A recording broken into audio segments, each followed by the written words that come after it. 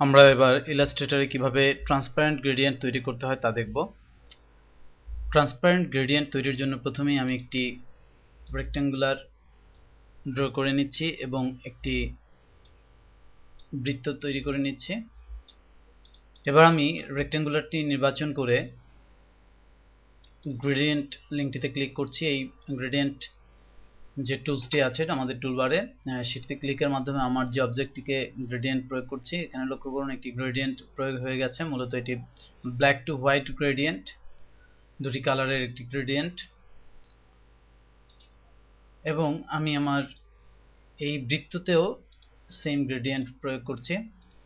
আমি বৃত্তর যে outline stroke আছে এটিকে আমি অফ করে দিচ্ছি এবং রেক্ট্যাঙ্গুলার যে আউটলাইন স্ট্রোক রয়েছে সেটিকে আমি অফ করে দিচ্ছি। আমি ডিজাইন দুটো দেখতে পাচ্ছি। আমি আরেকটি লেয়ার নিচ্ছি, আরেকটি রেক্ট্যাঙ্গুলার নিচ্ছি।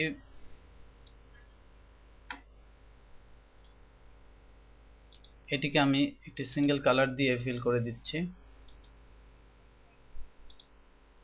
ফিল কালার আমি একটি সিঙ্গেল কালার প্রয়োগ করে দিচ্ছি এবং একে সেন্ড টু ব্যাকে পাঠিয়ে দিচ্ছি, অর্থাৎ এই লেয়ারটি এই দুটো লেয়ারের নিচে আমি পাঠিয়ে দিয়েছি। সুতরাং এই দুটো লেয়ার এখানে উপরে রয়েছে। যাই হোক, এবার আমি দেখব যে কিভাবে আমরা ট্রান্সপারেন্ট গ্রেডিয়েন্ট তৈরি করতে পারি। আমাদের পূর্বের লেসনে আমরা দেখেছি কিভাবে গ্রেডিয়েন্ট তৈরি করা যায়, গ্রেডিয়েন্টে কালার ডিফাইন করা যায়, গ্রেডিয়েন্টকে কাস্টমাইজ করা যায়।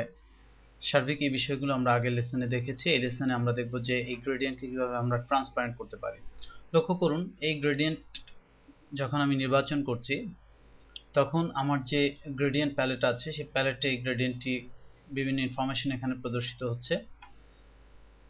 আমি যদি এখন যে অংশটা অর্থাৎ যে কালারটিকে ট্রান্সপারেন্ট করতে যাচ্ছি সেই কালারটিকে নির্বাচন করি, ধরুন আমি চাচ্ছি ব্ল্যাক থেকে এটি হোয়াইট না হয়ে এটি ট্রান্সপারেন্ট হয়ে এই নিচের কালারের সাথে মিশে যাবে, সেক্ষেত্রে আমি আমার এই হোয়াইট যে স্লাইডারটি আছে, গ্রেডিয়েন্ট স্লাইডার যে হোয়াইট পার্টটি আছে, হোয়াইটের এটি নির্বাচন করে আমি এর অপেসিটি এখান থেকে আমি কমিয়ে 0 করে দেব।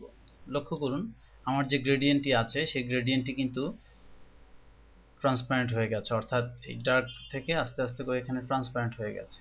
একইভাবে আমি ডার্ক এরিয়াও যদি কিছুটা ট্রান্সপারেন্ট করতে চাই তাহলে ডার্ক নির্বাচন করে অপেসিটি কিছুটা এখান থেকে কমিয়ে দিয়ে আমি এর যে অপাসিটি আমি কিছুটা কমিয়ে দিয়ে একেও আমি কিছুটা সেমি ট্রান্সপারেন্ট করতে পারি। এভাবে করে আমরা আমাদের যে গ্রেডিয়েন্ট আছে সেই গ্রেডিয়েন্টকে আমরা ট্রান্সপারেন্ট করতে পারি। এবার আমি আরও একটি এক্সাম্পল দেখব। আমার যে বৃত্তটি রয়েছে সেখানে আমি প্রথমেই গ্রেডিয়েন্ট কালারটি আমি একটু পরিবর্তন করে নিচ্ছি।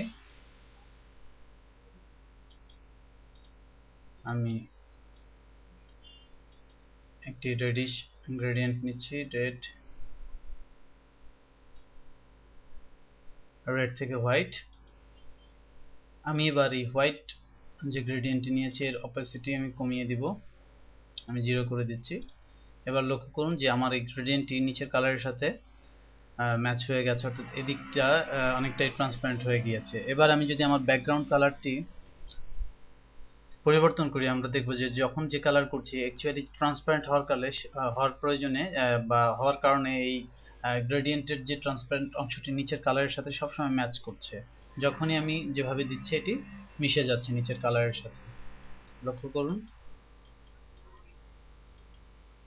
সুতরাং এভাবে করে আপনি আপনার যে ডিজাইনে ট্রান্সপারেন্ট গ্রেডিয়েন্ট তৈরি করতে পারেন এবং সেগুলোকে যথাযথভাবে ব্যবহার করতে পারেন।